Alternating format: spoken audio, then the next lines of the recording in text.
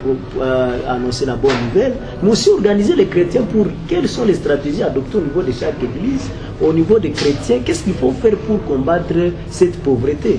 Parce que ce n'est pas quelqu'un qui a dit cela, c'est un philosophe païen, je ne sais pas, qui a dit qu'il n'y a pas de vertu sans l'élément vital. Tout à fait. Ouais. Le problème aujourd'hui au niveau des églises, c'est d'abord la prise en charge de certains programmes. Au moins l'église catholique peut avoir un programme, bon, parce que l'église catholique a un état-major, c'est Rome qui décide, c'est l'archevêque qui fait tout ceci, la hiérarchie prend l'initiative, les exécutants sont là. Mais dans d'autres églises où on va en ordre dispersé, il est pratiquement difficile. Peut-être au niveau des églises locales, les initiatives, les influences peuvent s'appliquer au niveau des églises locales.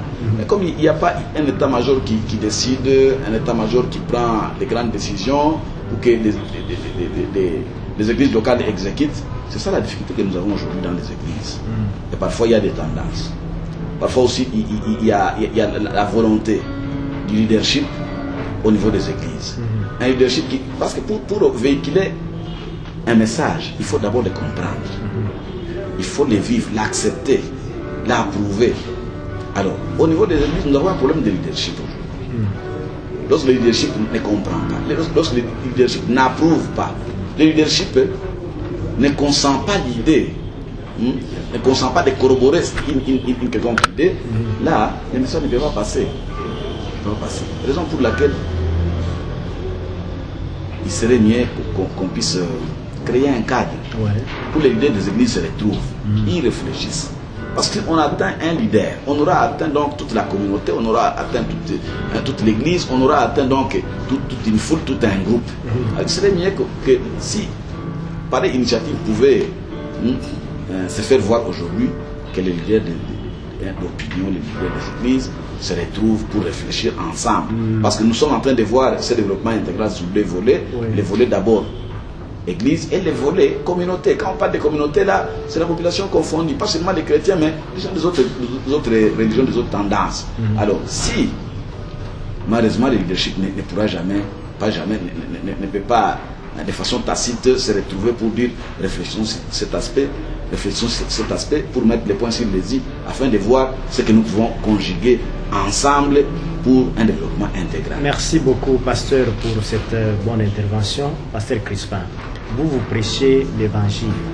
Quelqu'un laisse le péché, il devient chrétien. Et après? Parce qu'à un moment donné, on peut se poser la question, si vous avez un enfant qui commence l'école primaire, après, il a 6 ans, il a un certificat d'études primaires. Et les chrétiens qui viennent à l'église, après avoir accepté Jésus-Christ comme Seigneur et Sauveur, est-ce qu'il doit attendre jusqu'à ce que Jésus-Christ revienne?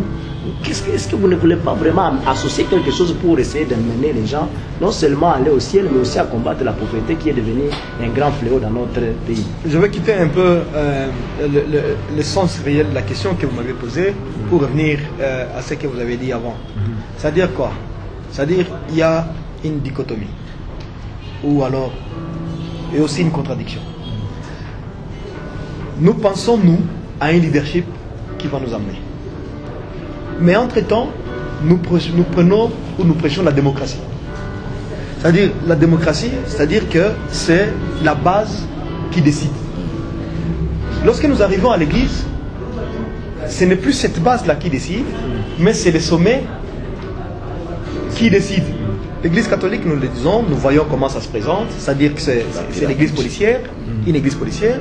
Mais entre-temps, lorsque nous arrivons au Congo aujourd'hui, non, nous ne voulons pas un président imposé, mais, comme un roi, mais nous voulons que ce soit la masse qui prenne la décision. Où est-ce que cette masse-là aura appris à faire ça? Parce que nous disons, l'église c'est notre maison. C'est là où nous sommes. Si dans l'église nous sommes habitués à cette, entre guillemets, dictature des leaders, il sera difficile dans la communauté d'accepter cette dictature de la base. Ça devient difficile. C'est là où nous sommes en train d'aller. Je viens de la Norvège, comme je l'ai dit, dans les églises locales norvégiennes. Ce qui est fait, ce sont les chrétiens qui décident de qui sera pasteur. Ce n'est pas imposé. Donc vous comprenez que la chose est renversée. C'est ce que moi j'appelle la pyramide renversée. Si nous allons par la pyramide renversée, c'est-à-dire que les leaders ils cherchent à élever le plus possible, que cette masse-là comprenne. Cette masse-là va décider sur son avenir. Et c'est le gros problème, le plus sérieux problème que nous avons, parce que cette masse-là, elle est profane, elle est non éduquée, elle ne comprend pas, et elle dit, ok, nous disons Jésus, mais qu'est-ce que nous savons réellement sur ce Jésus-là? Regarde, le fisc à l'école, qui est l'enseignant de nos propres enfants? Ce sont des personnes qui ont raté quand tu vas en pédagogie, c'est-à-dire que tu as été moins intelligent à l'école. Si tu es intelligent, tu vas en commercial, biochimie, c'est ça qu'on prend, tu prends l'autre aspect. Mais lorsque on voit que ton intelligence n'est pas assez grande, tu vas en péda. C'est-à-dire que ce sont ces pédagogues-là qui vont aller enseigner nos enfants. Quelles sont les conséquences? Les conséquences, c'est que le produit fini sera mauvais. Et nous avons des difficultés là-dedans. Nous avons beaucoup de travail à faire.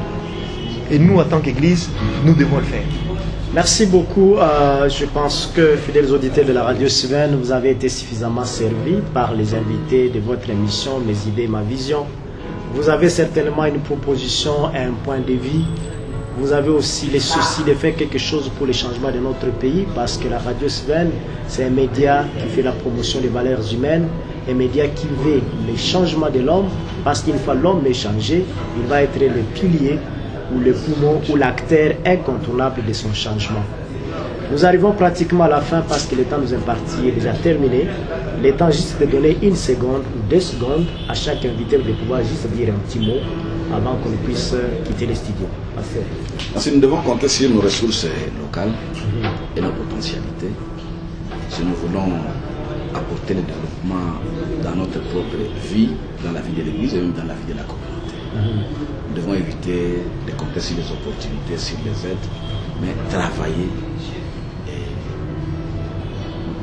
Le travail peut nous assurer l'indépendance. Merci beaucoup pour cette bonne conclusion, Pasteur Crispin. Je veux dire à tous celui qui nous a suivis que nous sommes flattés. Et je crois qu'ensemble, avec vous, nous allons réussir à relever cette nation si nous croyons en Jésus. Merci beaucoup, fidèles auditeurs. Nous arrivons pratiquement à la fin de notre émission, votre émission, Mes idées, ma vision. Mes idées, ma vision vous a été présentée par votre serviteur de chaque jour, M. Augustin Mouzigiwa. À la technique, on avait un grand technicien, M. Stonefield. Merci et à la fois prochaine pour les prochains numéros. Bye bye, merci. Merci.